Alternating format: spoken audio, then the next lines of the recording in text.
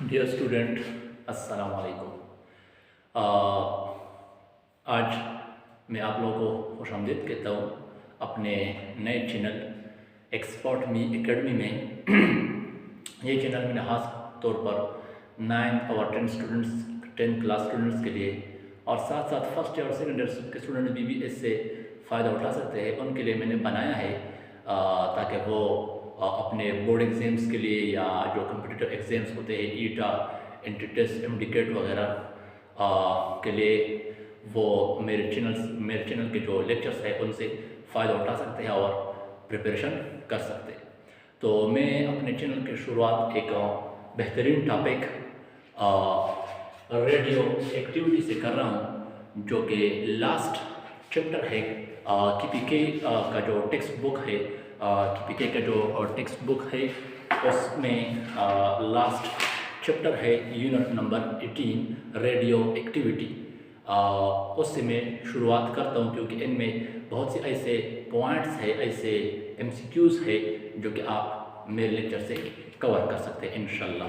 तो आइए शुरू करते हैं अपने टॉपिक को।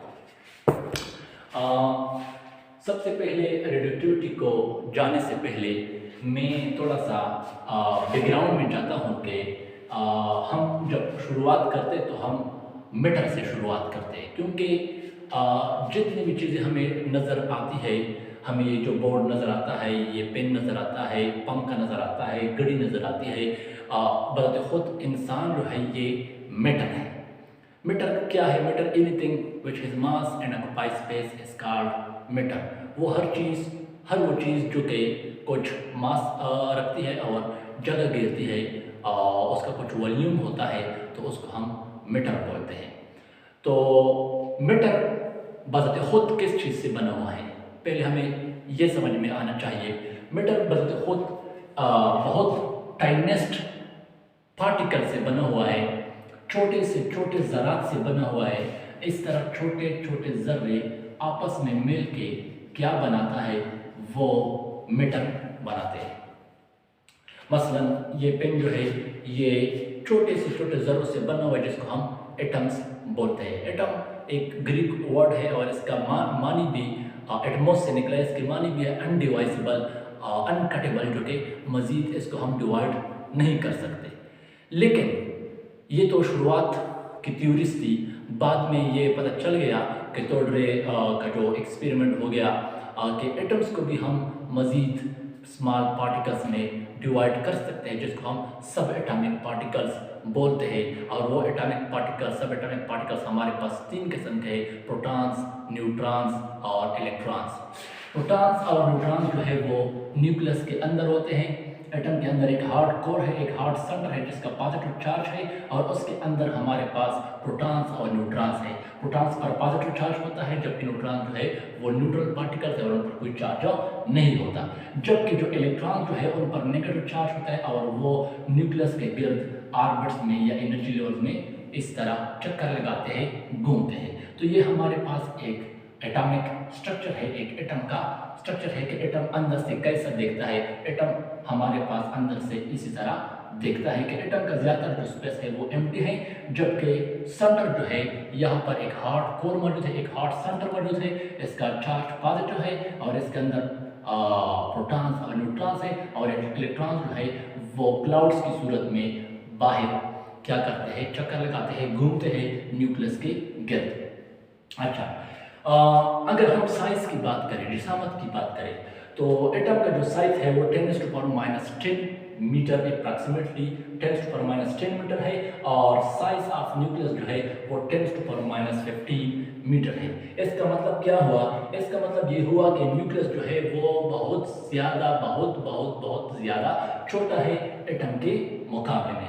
इसका मिसाल यह है कि हम एक 2 मीटर स्क्वायर, 2 किलोमीटर स्क्वायर एक ग्राउंड ले लें और उसके अंदर हम एक पिंग पोंग बॉल रख लें, एक पिंग पोंग बॉल जो है वो उसके अंदर रख लें, तो एटम की मिसाल, न्यूक्लियस की मिसाल एटम में इसी तरह है। तो इसका क्या मतलब है कि एटम न्यूक्लियस जो है वो एटम के मुकाबले में बहुत ज़्यादा छोटा है। तो हम ये कह सकते हैं कि nucleus is almost 10,000 times smaller than atom. 10,000 गुना जो है वो छोटा है न्यूक्लियस एटम के मुकाबले। ये तो सारा कुछ थोड़ा सा बैकग्राउंड हो गया जो हम ऑलरेडी पढ़ चुके हैं क्लास 6, 7 या 8 में। अच्छा, अब हम अपने टॉपिक की तरफ आते हैं। अच्छा, अपने टॉपिक को जाने से पहले थोड़ा सा ये चीज़ आप लोगों को मैं क्लियर करना चाहता हूँ। यहाँ पर ये मैंने क्या लिखा है, यहाँ पर ये मैंने एक्स, ए और जेड। एक्स जो है वो एक जनरल एलिमेंट को रिप्रेजेंट करता है, जो कि हमारे पास हाइड्रोजन भी हो सकता है, नाइट्रोजन भी हो सकता है, आयरन भी हो सकता है, लेड भी हो सकता है, गोल्ड भी हो सकता है, सिल्वर भी हो सकता है। और ए जो है वो मास नंबर को या न्यूक्लियर नंबर को रिप्रेजेंट करता है, और जेड जो है वो एटॉमिक नंबर या चार्ज नंबर को रिप्रेजेंट करता है। अच्छा, अब ये मास नंबर क्या चीज़ है? मास नंबर जो है वो number of nucleus present in the nucleus.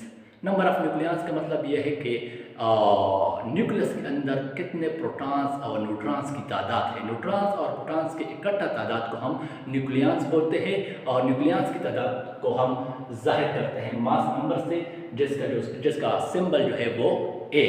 और जेड जो है वो एटॉमिक नंबर या चार्ज नंबर, ये चार्ज को जाहिर करता है कि हमारे पास एटम में कितने प्रोटॉन्स है या कितने इलेक्ट्रॉन्स है। अगर आपको प्रोटॉन्स की तादाद का पता है तो फिर भी आप एटॉमिक नंबर बता सकते हैं। अगर आपको इलेक्ट्रॉन्स की तादाद का पता है तो फिर भी आप लोगों चार्ज नंबर या एटॉमिक नंबर बता सकते हैं।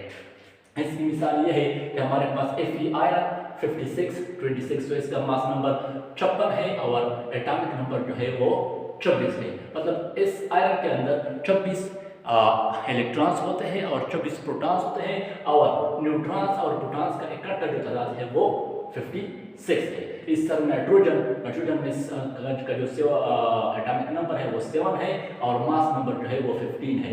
तो नाइट्रोजन में कितने इलेक्ट्रॉन्स है? 7 इलेक्ट्रॉन्स है और 7 प्रोटॉन्स है। और इस तरह उसमें न्यूक्लियस, नंबर ऑफ न्यूक्लियस मतलब number of protons plus neutrons कितने हैं वो 15 है।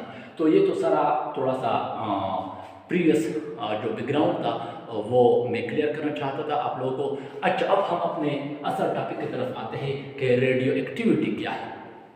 नाम से जाहिर है रेडियो एक्टिविटी मतलब उर्दू में हम इसको तबकारी का अमल बोलते हैं। मतलब कि कुछ ऐसा प्रोसेस है जिसमें खुद ब खुद कोई चीज़ निकल रही है, खुद ब खुद कोई चीज़ निकल रही है।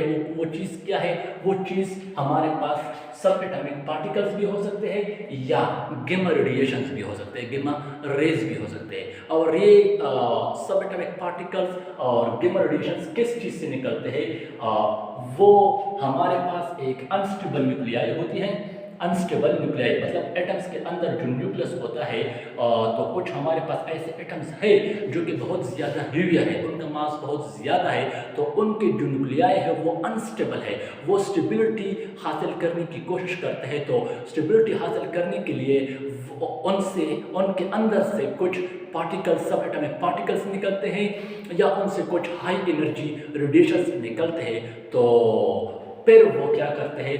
वो स्टेबिलिटी गेन कर लेते हैं। तो ये जो spontaneous release of sub atomic particles or gamma radiations from unstable nuclei to gain stability, stability हासिल करने के लिए इस प्रोसेस, ये जो सारा प्रोसेस होता है, इसको हम क्या बोलते हैं? इसको हम रेडियो एक्टिविटी बोलते हैं। तो रेडियो एक्टिविटी क्या है? आप आसान अल्फाजों में इस तरह इसकी डिफिनेशन कर सकते हैं। The spontaneous release of sub atomic particles or gamma radiations from an unstable nuclei to gain stability, to attain stability is called as radio activity. अच्छा, यहाँ पर मैंने एक एग्जाम्पल दिया हुआ है कि हमारे पास यूरेनियम जो कि एटॉमिक बम्स में इस्तेमाल होता है, ये हम सबको थोड़ा थोड़ा तो पता है इसके बारे में। यूरेनियम जो है इसका जो एटॉमिक नंबर है वो 92 है और मास नंबर जो है वो 238 है। बहुत ज़्यादा हेवी एलिमेंट है, हेवी एटम है। अच्छा, तो अब यहाँ पर जब ये जो यूरेनियम है इसका जब ब्रेक डाउन होता है, डिसइंटीग्रेशन होता है और इनसे क्या निकलते हैं, ये स्टेबिलिटी गेन करने के लिए इनसे क्या निकलते हैं, इनसे अल्फा पार्टिकल जो है वो निकलते हैं। और जब इनसे अल्फा पार्टिकल्स निकलते हैं तो ये जो यूरेनियम जो है वो यूरेनियम ओरिजिनल एलिमेंट है, ये यूरेनियम नहीं रहता बल्कि ये एक न्यू एलिमेंट में कन्वर्ट होता है जिसको हम थोरियम बोलते हैं। और थोरियम का जो चार्ज नंबर है वो 90 होता है और मास नंबर जो है वो 234 होता है। और इसमें 2 का डिग्रीज हो गया, 4 का डिग्रीज हो गया सॉरी, और इसमें 2 का डिग्रीज हो गया और ये 4 का डिग्रीज अल्फा पार्टिकल्स को चला गया और इसमें 2 का डिग्रीज यहाँ पर अल्फा पार्टिकल्स के चार्ज नंबर को चला गया। तो हमारे पास इनसे हीवी पार्टिकल्स अल्फा पार्टिकल जिसका डबल पॉजिटिव चार्ज है और इसमें 2 प्रोटॉन्स और 2 न्यूट्रॉन्स होते हैं वो निकलते हैं और ये यूरेनियम जो है वो थोरियम में कन्वर्ट होता है और ये स्टेबल बन जाता है। और इसके साथ साथ हमारे पास हीवी अमाउंट ऑफ एनर्जी भी हम हासिल करते हैं। अच्छा, अब यहाँ पर थोड़ा ये समझने की कोशिश करते हैं कि हमारे पास कितने किस्म के रेडिएशंस निकलते हैं। हमारे पास 3 टाइप्स के रेडिएशंस निकलते हैं रेडियोएक्टिविटी की सूरत में। एक को हम अल्फा पार्टिकल्स बोलते हैं, दूसरे को हम बीटा पार्टिकल्स बोलते हैं और तीसरे को हम गैमा रेडिएशंस बोलते हैं। अल्फा ये पार्टिकल्स है, बीटा भी पार्टिकल्स है, जबकि गैमा जो है वो पार्टिकल्स नहीं है बल्कि वो रेडिएशंस है। अच्छा, अल्फा तो ये जो जस्ट नाम दिया गया अल्फा बीटा और गैमा। अल्फा एक्चुअली पार्टिकल्स क्या होते हैं, वो होते क्या है, उसका नेचर क्या होता है, वो हमारे पास हीलियम न्यूक्लियाई होते हैं। हीलियम न्यूक्लियाई He2 जिसमें 2 प्रोटॉन्स और 2 न्यूट्रॉन्स होते हैं और इनका चार्ज जो है वो +2 होता है। +2 इसलिए होता है कि इसमें 2 प्रोटॉन्स और न्यूट्रॉन्स पर कोई चार्ज नहीं, इसलिए इनका चार्ज जो है वो +2 होता है। जबकि बीटा जो पार्टिकल्स है वो एक्चुअली या तो इलेक्ट्रॉन्स होते हैं या पॉजिट्रॉन्स होते हैं। इलेक्ट्रॉन्स को तो हम सब जानते हैं, पॉजिट्रॉन जो है ये एंटी पार्टिकल ऑफ इलेक्ट्रॉन है और इसका चार्ज जो है वो -1 है। जबकि गैमा रेडिएशन जो है वो हाई एनर्जी इलेक्ट्रोमैग्नेटिक वेव्स है और इस पर कोई चार्ज नहीं होता है। तो जब किसी हीवी न्यूक्लियाई में बहुत ज़्यादा एनर्जी जमा होती है तो वो कुछ एनर्जी इलेक्ट्रोमैग्नेटिक रेडिएशन की सूरत में निकाल देते हैं और वो स्टेबिलिटी गेन करते हैं। तो इसी तरह ये जो रेडियोएक्टिविटी का सारा जो प्रोसेस है वो होता है। तो आखिर में मैं थोड़ा सा फिर रिवाइज कर लूँ कि what is radioactivity. Radioactivity is a spontaneous release of subatomic particles और gamma radiations from unstable nuclei to attain और gain stability is called as a radioactivity. और रेडियोएक्टिविटी में हमारे पास ये 3 किस्म के चीज़ें निकल सकती है। एक तो अल्फा पार्टिकल्स निकल सकते हैं, बीटा पार्टिकल्स निकल सकते हैं और गैमा पार्टिकल्स। अल्फा पार्टिकल जो है इस पर डबल पॉजिटिव चार्ज है और ये हीलियम न्यूक्लियाई है और बीटा पार्टिकल जो है इसका चार्ज -1 है और ये इलेक्ट्रॉन्स या पॉजिट्रॉन्स होते हैं। जबकि गैमा रेडिएशन जो है वो हमारे पास क्या है, वो इलेक्ट्रोमैग्नेटिक वेव्स है। Thank you very much. अस्सलाम वालेकुम।